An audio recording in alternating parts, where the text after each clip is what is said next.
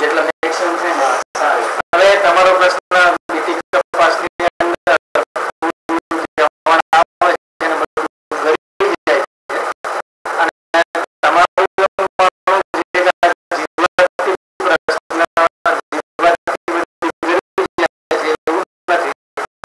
BT કપાસની અંદર લીલી પ્રશ્ન જો તમે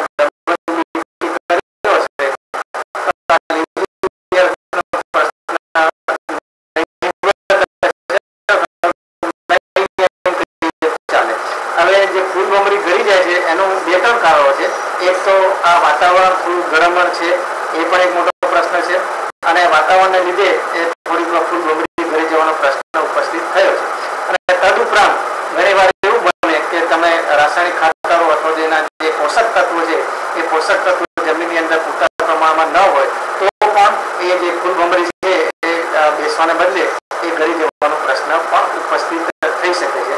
અને હું માનું ત્યાં સુધી તમે આ ફૂલ ભમરી છે તે નીચે ગળેલી છે અને તમે જોજો અને ત્યાં આગળ તમને જો કોઈ ડંખ મારેલું જોવા મળશે અથવા તો ઈયળનું ખાધેલું જોવા મળશે તો આપણે એની કઈ દવા કરીશું. બાકી જો વાતાવરણ